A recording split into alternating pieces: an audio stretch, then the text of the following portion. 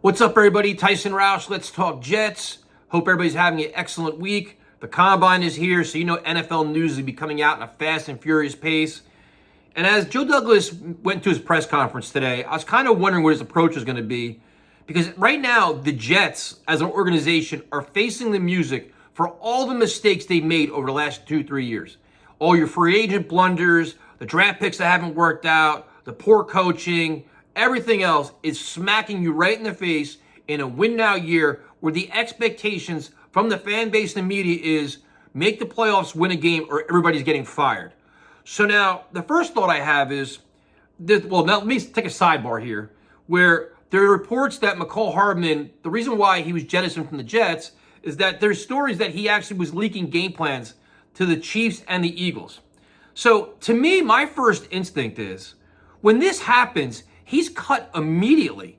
I understand the Jets probably traded him, maybe try to get some kind of compensation, make it look not so bad and kind of cover their ass for this failed free agency move. To me, it's like a sign of a stable, winning organization. If you pull some nonsense, you're cut immediately. Like, that sets the tone. That's your culture. The Jets' culture is always about trying to give the perception that everything is always fine. Even today, when Joe Douglas was like, Alexander's gone and Hogan's gone, everything's fine. Our next in line is great. Everything is great. This organization acts like they've won something. They haven't made the playoffs in 13 years. They're not even getting winning seasons. And they always they give out this feeling like, oh, you trust us. We've been there, done that. You haven't won anything. We don't trust anything you do. So the whole Hardman thing's a joke. And then some of the comments he said, you're like, you know what, as a player that, he got passed by Gibson, and I'm sure that the Jets lied to him. Whatever, it didn't work out. But there's also things that kind of bother you because you realize that some of the things he says, we saw on the field. The lack of attention on offense, the lack of attention to detail on offense, where you saw all the pre-snap penalties, blown blocking assignments, the missed cadence, wrong routes, all these different things week in and week out, and it didn't get better. That's on the coaching staff. And they also showed once Zach Wilson was playing, they didn't adjust the offense to him. They didn't know how to handle the adversity. They put all their eggs in the Aaron Rodgers basket on so many levels. Leader, coach, mentor, all these things. He was gone. And they were sitting there with just like, what do we do now? We don't know what to do. And that's an indictment on the leadership and the culture within this organization. It's on the coaching staff and everything else. So now you have all this big mess and all this stuff. But now there's this stench around the Jets. You have a general manager on the hot seat, a head coach on the hot seat, and you have a Hall of Fame quarterback coming off a significant injury, and he's probably playing at most 2 more years. So now Joe Douglas, after releasing Tomlinson, heads into this press conference, and he's got to portray like, all right, I know what I'm doing. I have to give some kind of a semblance of a blueprint or act confident.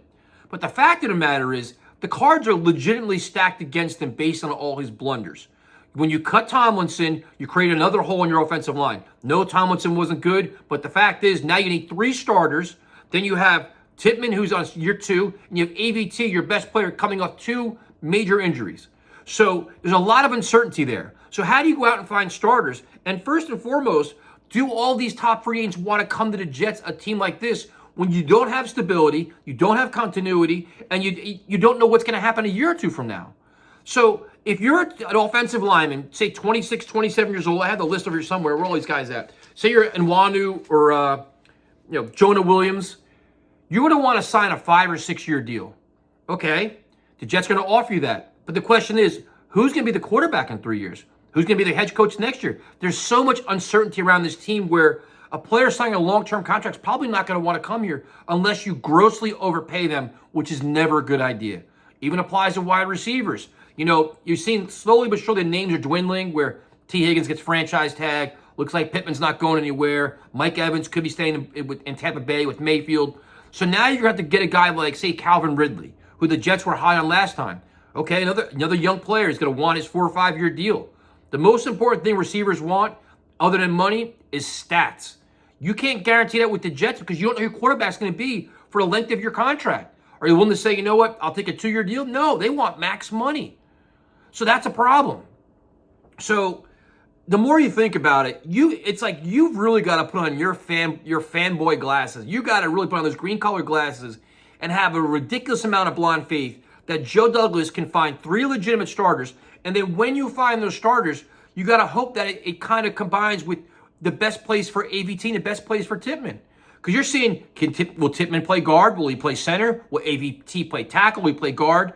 And these decisions are being pretty much decided by the Jets' success in free agency in the draft. And that's a lot of movement. That's a lot of unknowns going into it. And it's bothersome to me. The next thing, it's the whole, the Jets are giving Zach Wilson, the opportunity to search for a trade. Wonderful. This is no surprise. You knew this was going to happen, the last 3 weeks of the season when he got hurt and didn't come back. You knew it was a matter of time. So the compensation is going to be next to nothing.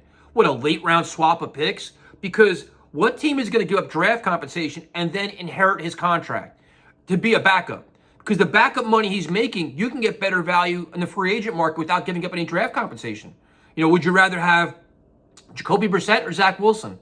Unless you're bringing in Zach Wilson to compete for a starting job, and that's going to be a tough sell for a fan base. I guess you could say, change the scenery, work for him, like a team like Pittsburgh or maybe the Raiders. But I mean, the whole Zach Wilson thing to me is, I'm not. I mean, I think it's best that he goes at this point because the Jets don't want to play him. You don't want to see him here. You got to bring in your own veteran backup to help win games. But it's not going to end well. It's a major miss for Joe Douglas. Other than that, the Bryce Huff story, you see that the market may be coming down. A lot of this with the Jets, it remains to be seen, man. I just think they have so much money they need to invest in the offense. Offensive line, we just talked about it. You're going to need one, maybe two receivers. You're going to need a running back, a backup quarterback. You need all this help on offense that you may have a hard time just finding the money even to bring back Huff, even with the increased cap space. So I know they're saying the market may be less and all these different things. I still think the Jets are going to be hard-pressed to keep him. And then the other thing you got to think about, too, is just say the Jets do keep him and Saleh gets fired next year. You could have 3 pass rushers that are being inherited by a new guy that may not even want them. So, I don't know. I'm just really, this is a weird time for the Jets, man. You want to buy in. You want to believe in so many things. But there's so many red flags. They're looking at you like, all right, the Jets need so many things need to happen on a positive side, like just with fortunate moves and a lot of luck to get them out of their own way in a stacked AFC where a lot of teams are getting better, including in their own division. So let me know what you guys think, and I'll talk to you later.